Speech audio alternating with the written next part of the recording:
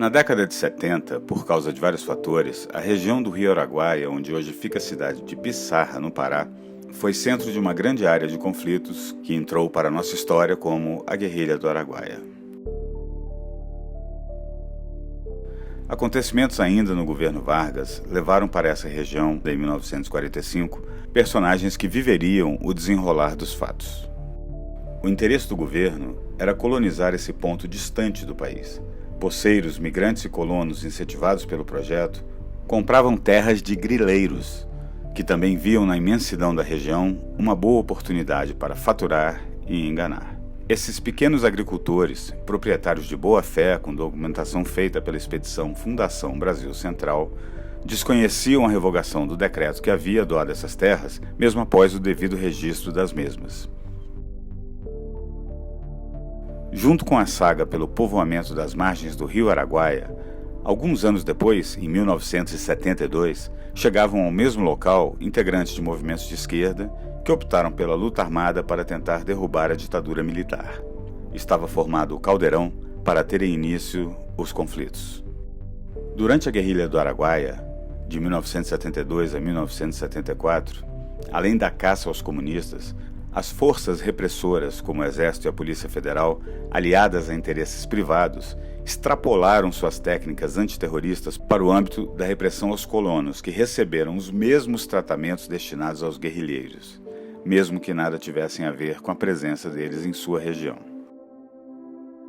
Em 1976, logo após o fim da guerrilha, outro confronto começa, desta vez exclusivamente fundiário, entre os colonos, poceiros, agricultores e os representantes do INCRA que chegaram para demarcar e distribuir a terra à revelia da já delicada situação da documentação da área, criadas pelas sucessivas mudanças de interesse do próprio governo federal.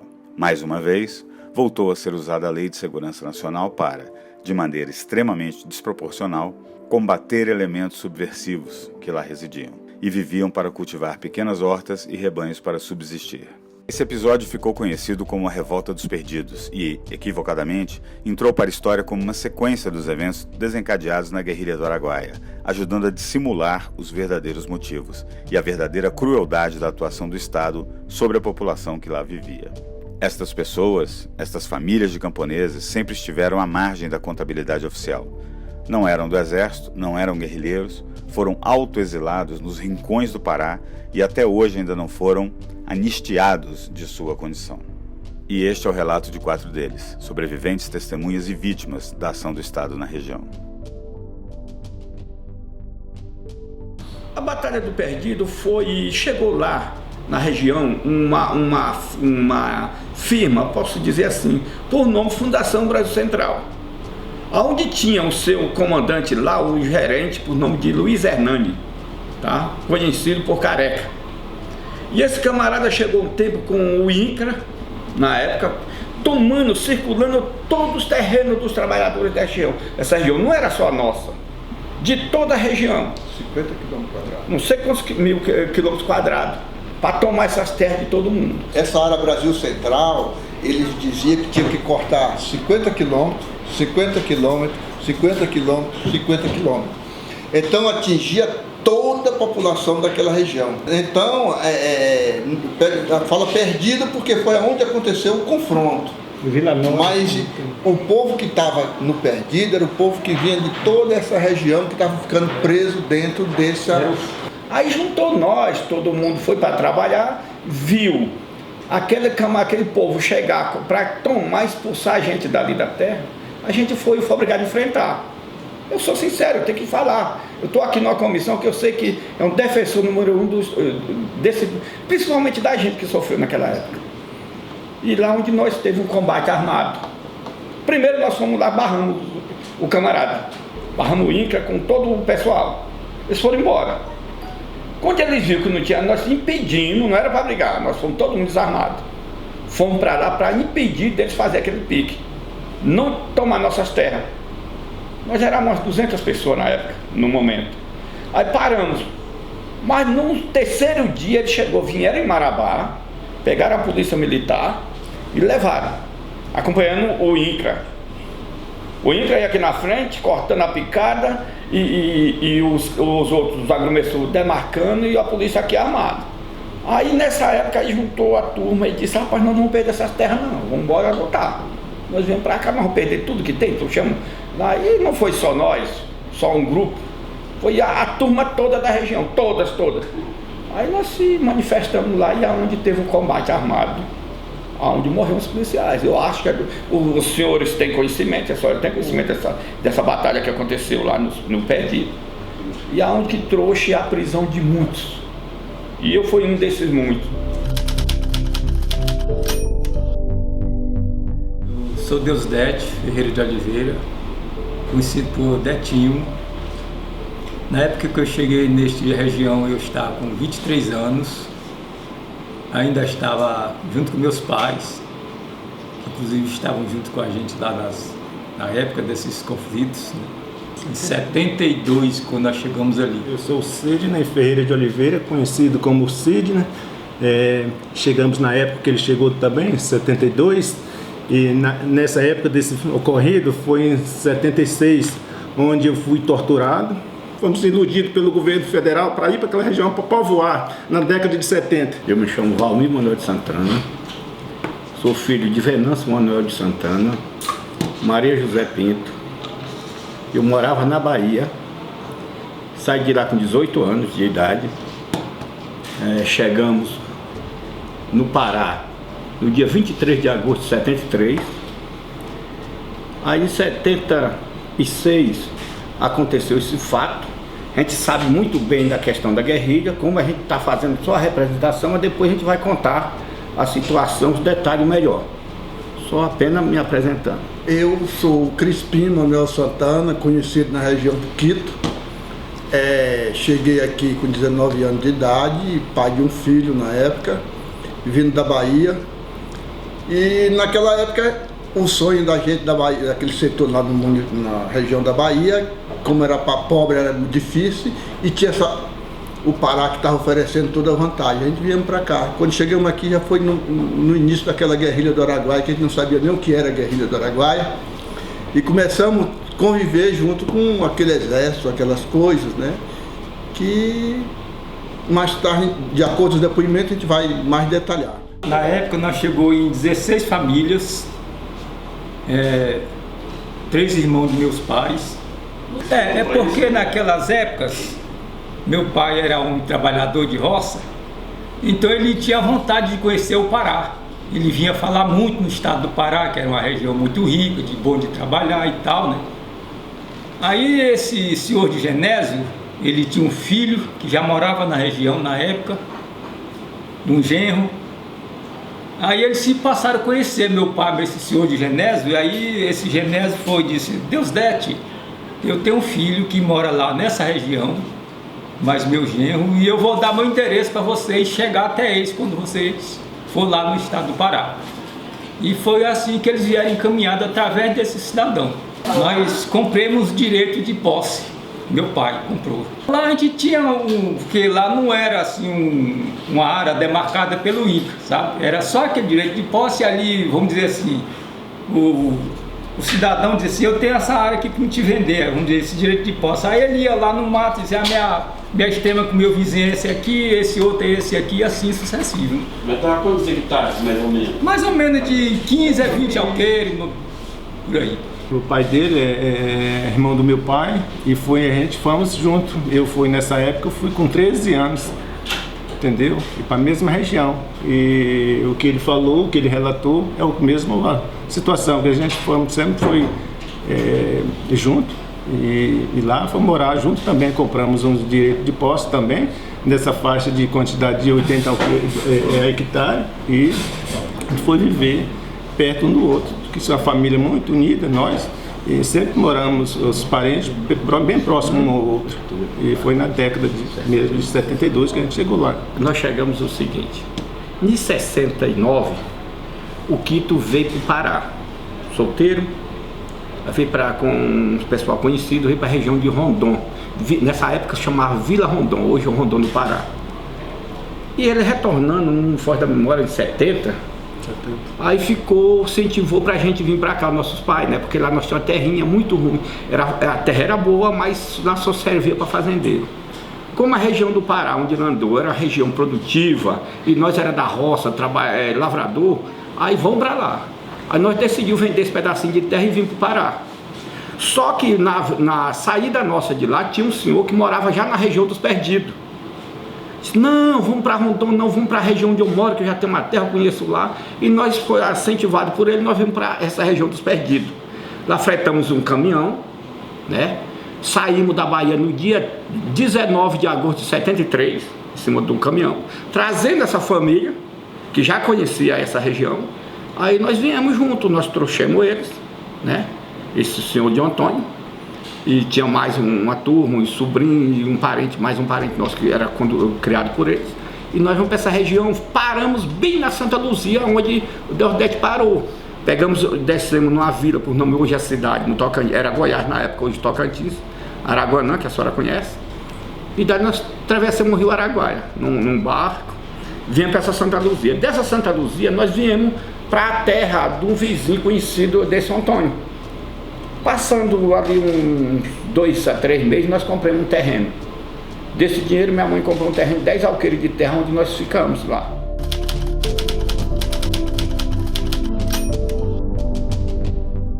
Nós chegamos na região dia 23 de agosto de 73, quando foi, no mesmo ano, eles até agosto, setembro, aí começaram lá, e nós ainda topamos a ressaca da guerrilha do Araguaia. Tá. Vocês chegaram a conhecer alguém da guerrilha? Conheci. Os meninos lá? A Dina, a Aura, o Paulão e a Genuíno, que hoje foi deputado aí no Caeté. Tem um cara que a gente conheceu.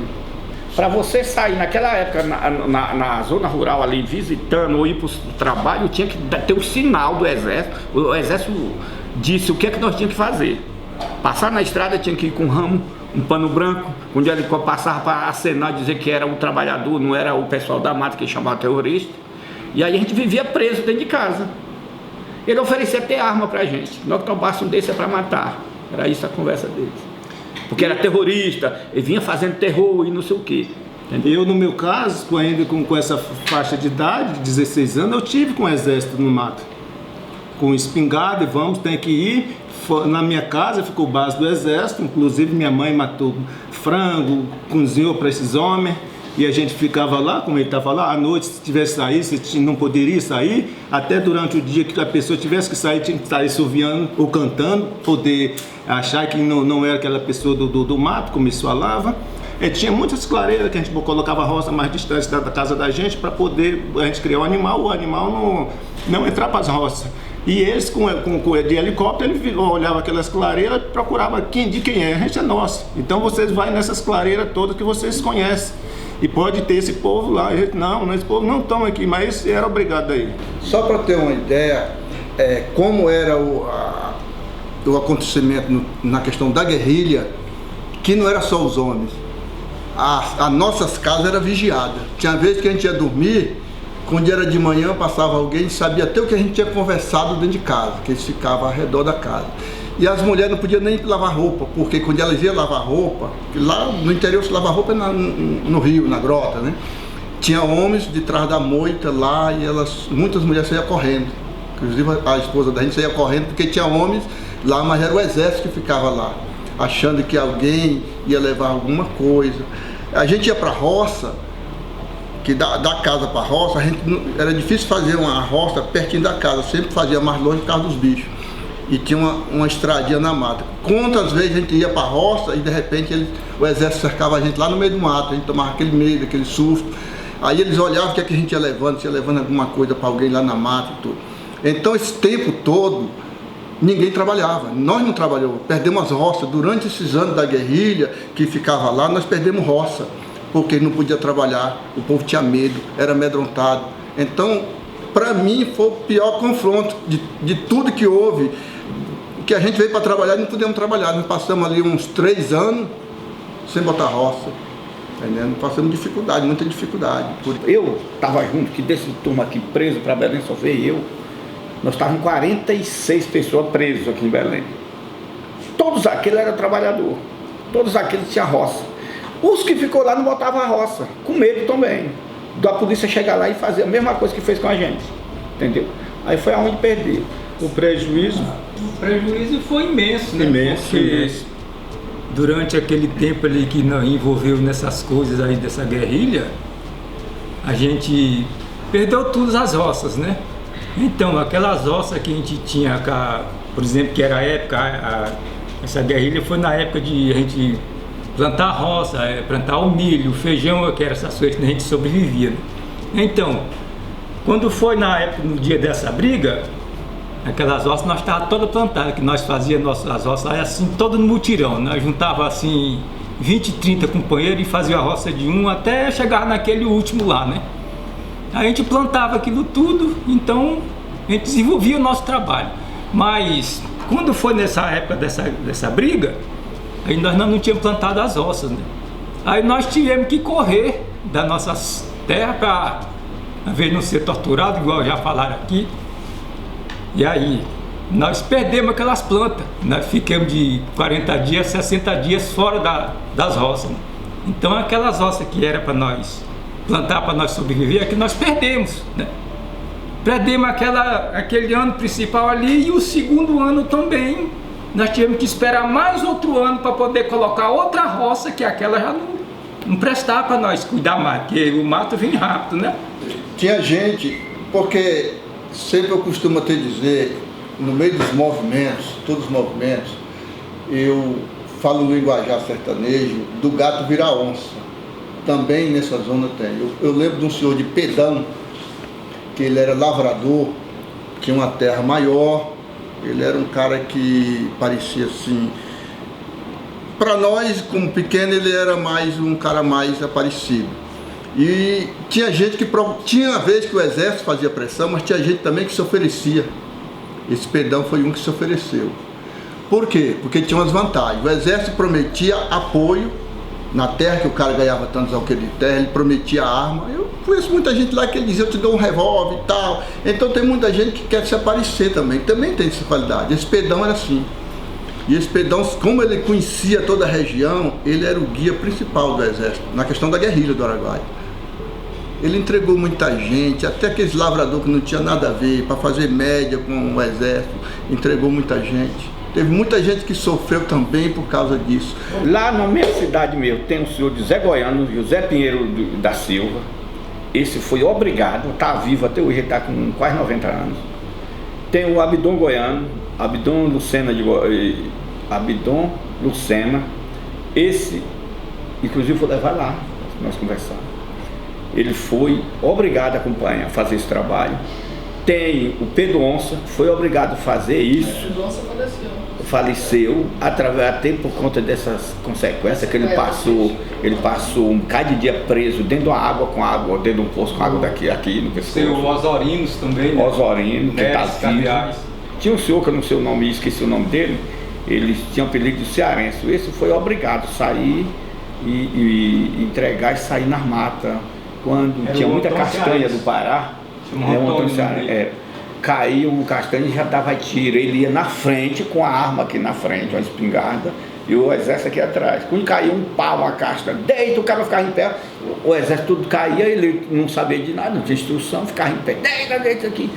Tinha que atirar também. Isso a gente sabe, forçado, todos eles. Dos que eu estou falando aqui. Só o Pedão que eu conheço. Só o Pedão. Esse Pedão foi porque queria se aparecer. Inclusive, ele ficou muito tempo na região. Quando era Conceição do Araguaia, depois Xinguá, depois São Geraldo de Pissarra, ele continuava, aquele povo dizia, seu Pedão é da Federal, seu Pedão é da Federal, entendeu? Todo mundo conhecia ele, Pedão da Federal. Pedão da Federal.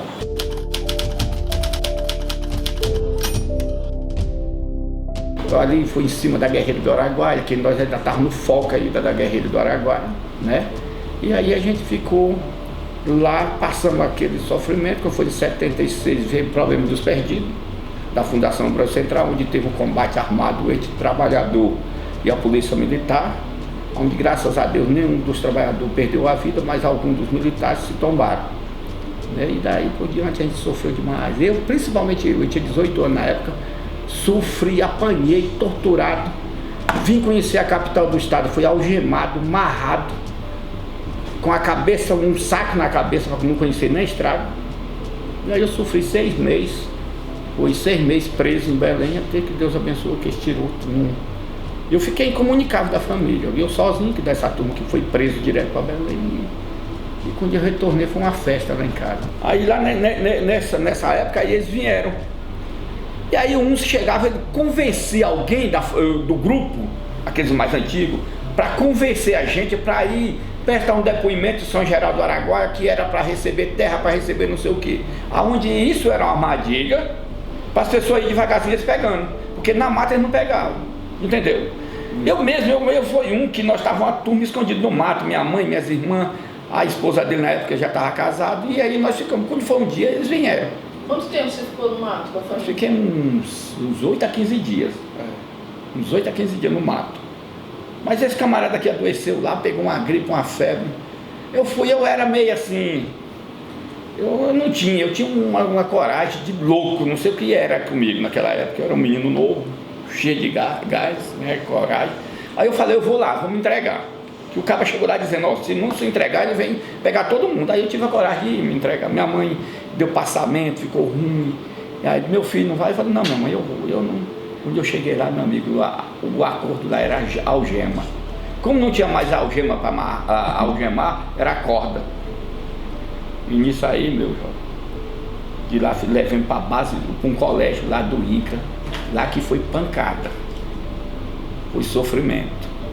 Eu, graças a Deus, quando eu cheguei lá, já tinha chegado um camarada aqui de Brasília, que não deu, pediu para não bater mais ninguém, mas lá você jurava que era pior do que um hospital, onde um carro, um ônibus tomba, que tá todo mundo machucado, todo mundo sofre, né? Tu já teve coragem, mas quando eu cheguei em Marabá, trazendo para Marabá, aí foi taca.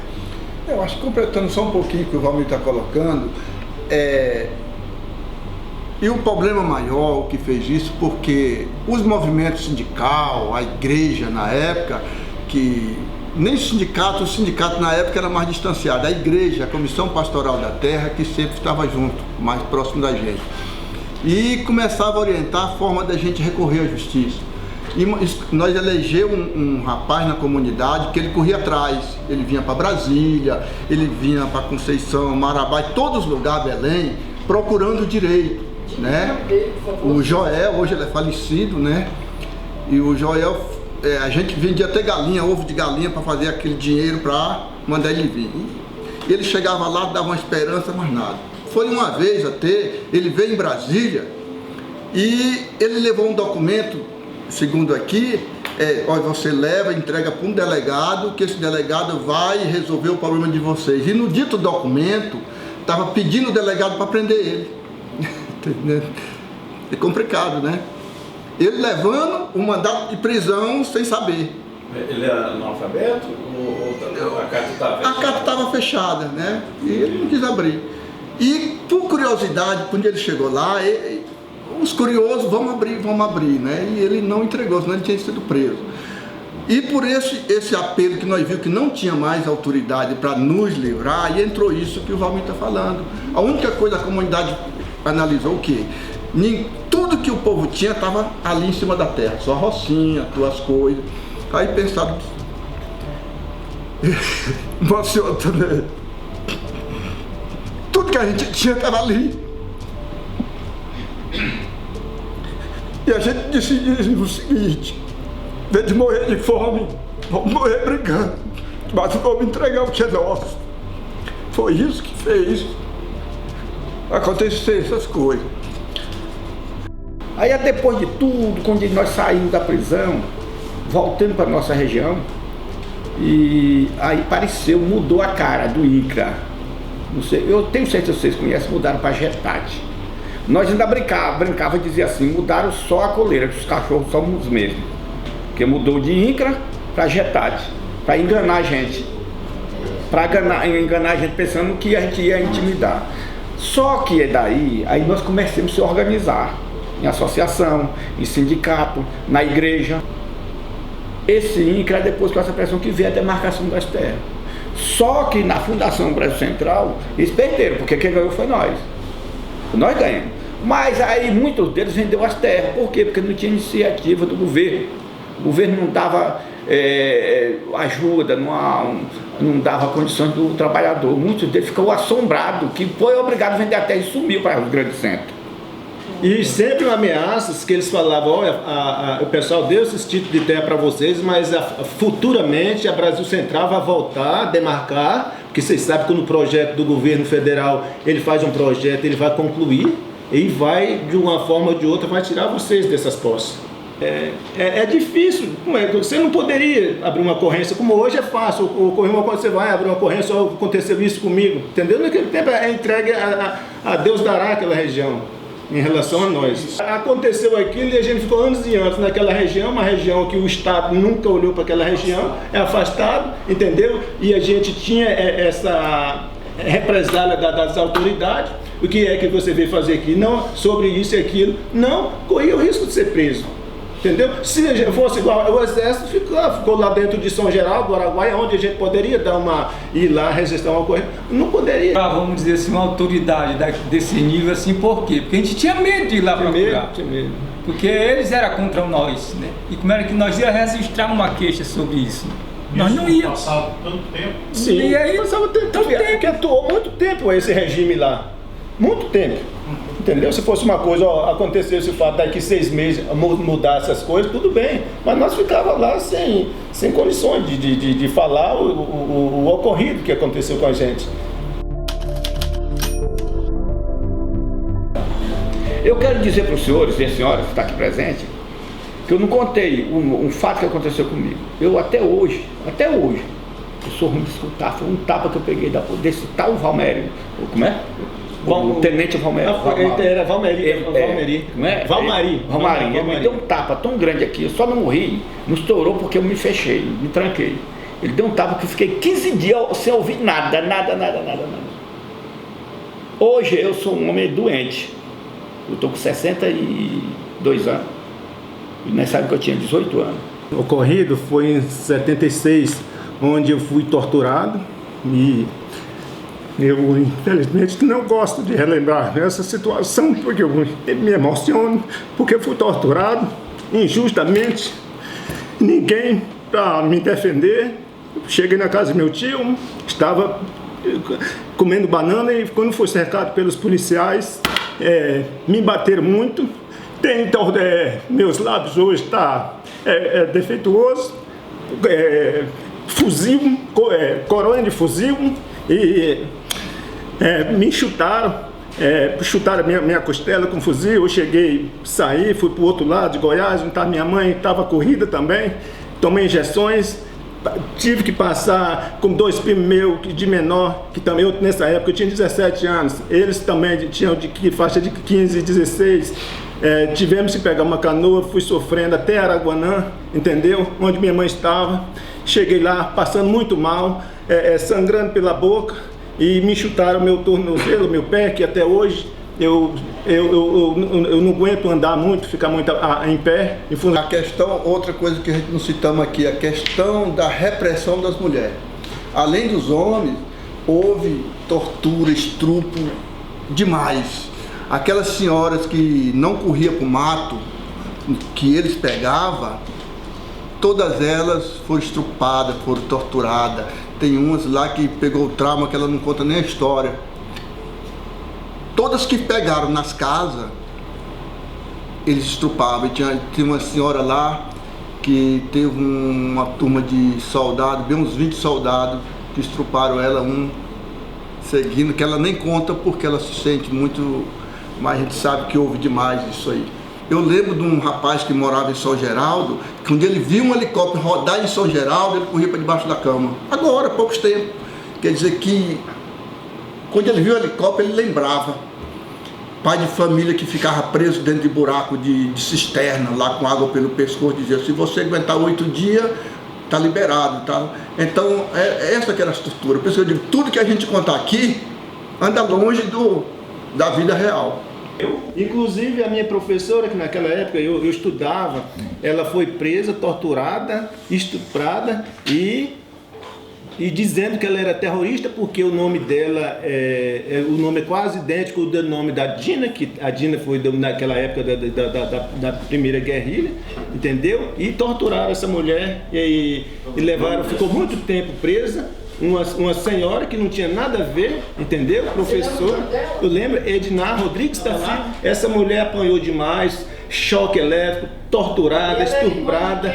Ela é irmã do Joel, Você já citou aqui. Do Joel e do Davi, entendeu? E ficou presa por muito tempo. Ela, o esposo dela, o João de Deus Nazário de Abreu. E naquela época a gente estudava e foi incendiada a escola, interrompeu o meu estudo, porque morando na roça, onde eu estava, e tinha aquela escolinha única que tinha na região, interrompeu tudo, meus sonhos, entendeu? Incendiaram a escola? Incendiou tudo, acabou tudo, queimou tudo, acabou. E a questão dos padres, eles passavam nas nossas casas, a polícia. A partir de hoje você está proibido de receber qualquer padre que chegar aqui na casa. A polícia passava na casa dos colonos dizendo isso. É tanto que nós ficamos com medo quando chegou o padre Aristide, deu trabalho para a gente se aproximar deles, está entendendo? A senhora falou sobre a questão do bigodão. Eu foi presenciar a polícia tirando de canivete o bigode dele, e o outro tinha um bigode grande. Quando aquele saiu, ele disse: ô gente, me dá um cigarro seu aí. Ele mesmo queimou o cigarro, o bigode dele, para não ser raspado igual o outro parceiro.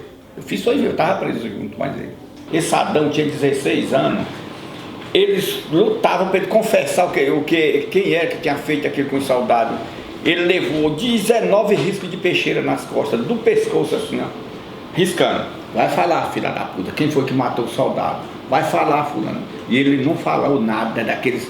Mas foi 19 riscos de peixeira. Chaguinha, que através dessa prisão ele foi morto. Ele foi para Belém. Esse Deco, eu vou contar, a senhora me permite. Também. Eles pegaram o Dete, torturou tanto o Deco para ele descobrir onde nós estávamos. Ele disse que não sabia. Ele mandou tirar a roupa dele, pegou os tetiques dele, pegou um canivete. Eu vou lhe capar. A palavra dele foi essa. Então foi lá, né? Aí quando começou a cortar, ele disse: não, eu sei onde tem 2. Aí foi lá e entregou 2 parceiros nossos. O filho do neném velho foi torturado, o menino tinha o quê? 13 anos, quebrou o pé dele com um fuzil. Eu estava junto. E foi muita tortura, pessoas engolir munição e isso tudo, entendeu? Pessoas que não tinham nada a ver também, que não entendeu? A sequela que a gente fica, você não consegue se controlar hoje, entendeu? Eu, às vezes, quando vejo assim, situações de polícia, esse negócio de aglomeração, eu lembro tudo. A sua pergunta, tem várias coisas que aconteceu lá que não chegava para a gente saber. Até porque o controle dessa tortura era com a polícia, né? Eu sei que muita gente que ia preso, a gente não sabia o destino, porque tinha gente que não voltava mais para o seu lote, para suas casas. Teve casos assim de gente que vocês conheciam? Já teve gente que nunca, que não apareceu mais, tem vários casos. Né? E a gente não sabe se morreu ou de lá ele foi embora, ninguém sabe. Eu só sei que tinha uma base do exército lá na beira. Não, eu estou colocando na guerrilha. Né? Que acho que era pouco que escapava, porque o cara ficar dentro d'água, num poço, com água pelo pescoço, é pouca gente que resistia a ficar 8 dias. E se sumisse de lá, ninguém sabia. Sem contar em choque, igual meu tio toma muito choque. Eu acredito que sumiu muita gente. Coronel Sebastião Curió passou por ali? Ele passou, ele torturou muita gente lá. Ele mandou torturar muita gente. Ele que era o famoso. E ele era interessante, ele mandava bater, torturar e depois ele chegava lá. Nós conhecemos ele lá como o morcegão, é o lobo, aquele que chupa o sangue e bana as asas para ninguém sentir a dor. Curió foi, para nós, foi o maior culpado desde a guerrilha do Araguaia, tudo. Curió ficou lá no nosso meio e interessante que o povo confiava no Curió.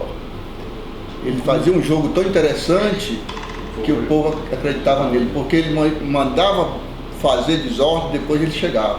Um exemplo da traição dele. Houve um conflito lá uma vez numa fazenda de terra e a fazenda pegou uns 40 colonos. Levou para a fazenda e deixou lá preso. Ele combinando lá, prendeu. E o povo foram se reunir para ir buscar esse colono que estava preso lá. Uns 300 homens se juntaram lá para ir para essa fazenda. E de repente Curió chegou. Tá entendendo? Chegou com o helicóptero e disse: epa, barra todo mundo que eu vou buscar o homem. Então ele fazia esse jogo, mandava segurar e chegava, mandava soltar. Então ele era o demônio e depois se voltava a ser Cristo. Então, Curió para nós na região não conhece demais. Olha a história ali. Tudo que nós achamos que foi culpado na guerrilha do Araguaia, os caras colonos que foi torturado, Curió era a voz do SNI, né? Eu tenho até que ver, que eu esqueci do nome do militar, ele atuou lá na guerrilha. Após na guerrilha, depois da guerrilha, na segunda, ele até me relatou, na cidade de São Mateus, que naquela época ele bateu em muita gente e tinha muita alçada naquele mato também, que ele atuou nas duas. Eu nem vou falar, eu sei que eu bati em muita gente, prendi uns padres e a gente bateu em muita gente, mas eu nem quero falar negócio que tem gente morta lá enterrada, porque quem procura osso é cachorro. Porque quem procura osso é cachorro. A partir destes relatos, processos e documentos apresentados à Comissão de Direitos Humanos e Minorias da Câmara dos Deputados, no dia 28 de agosto de 2018, a presidência da comissão decidiu oficiar aos órgãos e instituições envolvidas para promover a apuração dos fatos e apontar as futuras ações cabíveis.